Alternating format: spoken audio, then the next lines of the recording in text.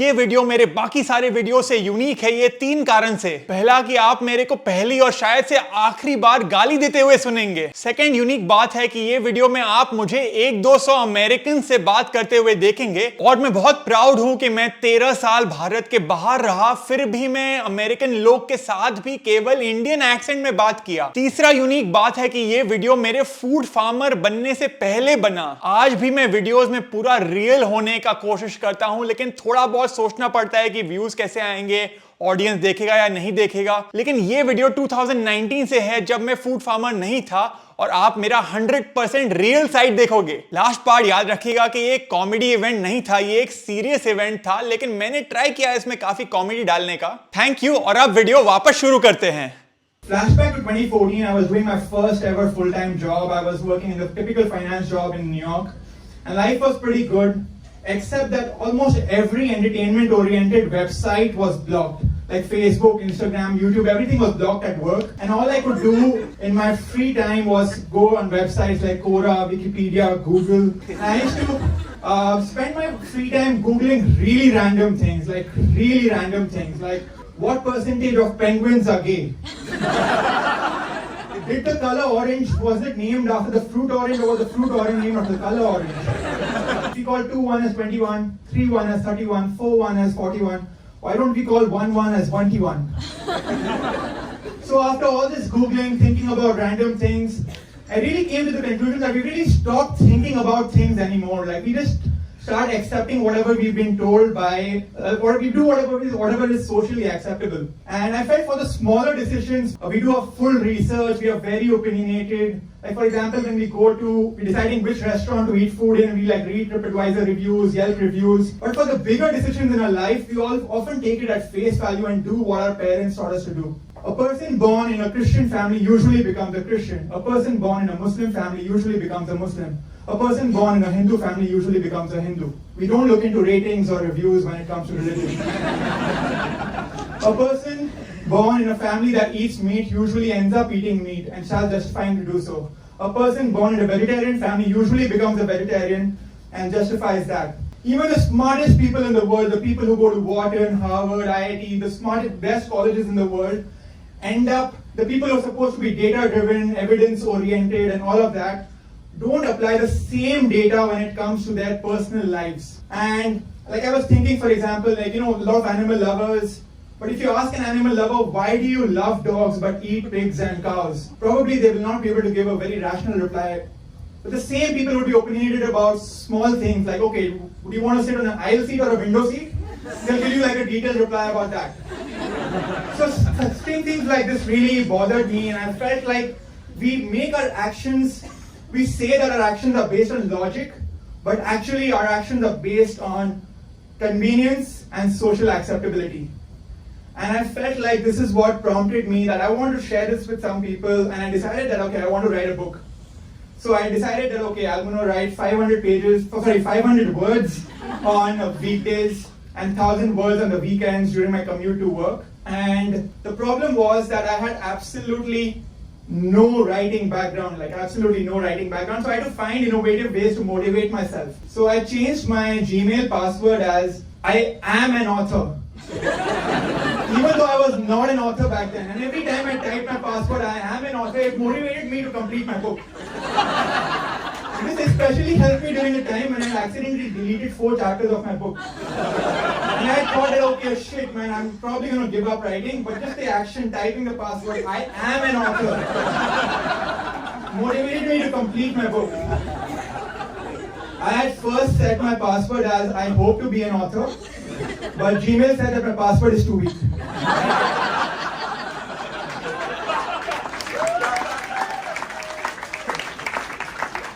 I've changed my password since then, so please don't try and hack my account.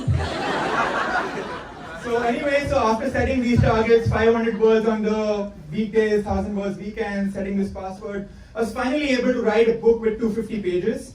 But now the harder part is, how do I publish this? So I sent 3 chapters to about 20 publishers in New York, and all of them either ignored me or rejected me. And then I Googled how to publish a book. And all the links that came up was self-publishing links in which I would have to pay money to get my book published, and my book would only be available on Amazon. And as any other author, my dream was for my book to be available in bookstores. So I decided to make a trip to the bookstores. I went to Barnes & Noble, Strand, and I wanted to figure out what have the other successful debut authors who've been able to get their book in the bookstores, what have they done right? So I picked out books that were in the same category as mine. I picked out self-help books, and over a course of 10 days, I picked out more than 100 books. And I didn't read the books, but I just turned the pages, and I stopped on the acknowledgements page, and I read more than 100 acknowledgements page over the course of 10 days. And I realized that every debut author usually thanks their agents and editors in the acknowledgements pages. And after reading 100 acknowledgements pages of self-help books, I realized that the same 5 to 7 editors and agents' names kept coming up again and again. And I realized these are the agents who usually work well with debut authors from the self-help book category.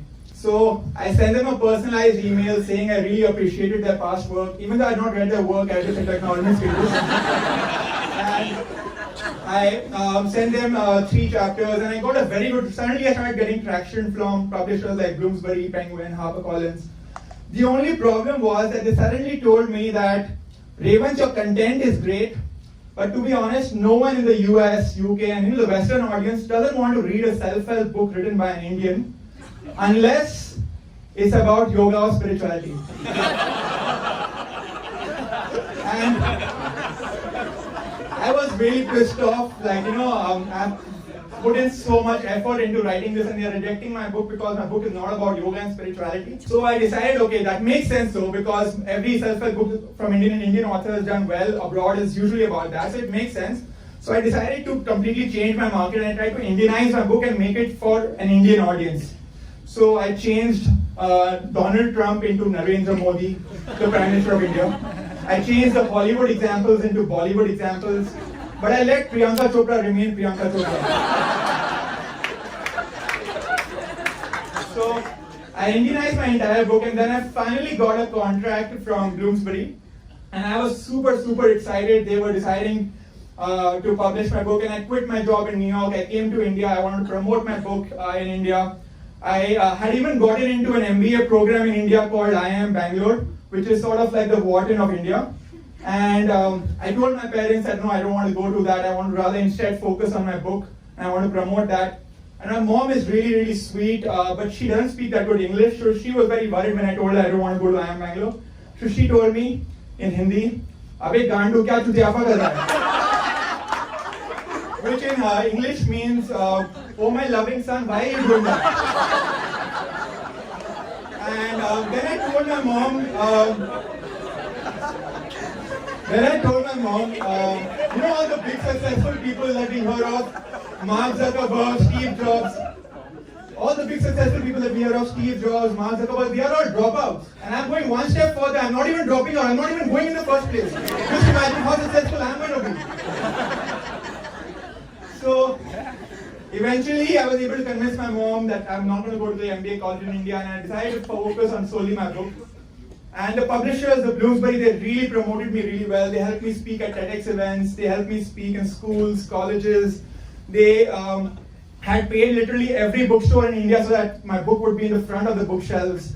And we had planned it very carefully that my book would release in November 2016, during the winter months when the students are usually freer. And my book was finally releasing on November 8, 2016. I was super pumped. And then the day my book released, out of nowhere, the Prime Minister of India announced something called Demonetization. Which basically, for those who don't know, 95% of the currency approximately was held invalid from that moment itself. So just imagine any money, any cash that you have right now in your wallet is no longer valid. Suddenly the Prime Minister announced that. And for those 2 months, people were just focusing on they didn't have money to buy medicine. The last thing they were going to think about was buying a book. So in the first month, when our book released, my book was in the front of the bookshelves like this. In the second month, my book became like this. You could just see this part of it in the shelves. The third month, my book was here on the bookshelf. It was somewhere in the side corner. The fourth month, it wasn't even there in the Indian bookshelves. It did really well in Pakistan, Bangladesh, Sri Lanka. It even got featured in the World Book Fair. However, in the Indian market, which was the main market, it got completely wiped off. And I did not know what to do. Like, I was completely flabbergasted. I did not know what to do. And I even changed my password as, I am a best-selling author. But it still did not help.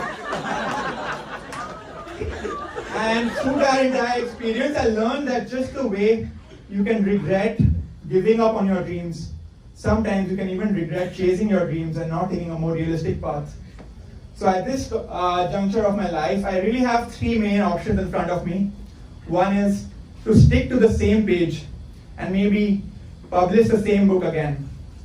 Or maybe to write a few new pages and maybe this time about yoga and spirituality and publish a second book.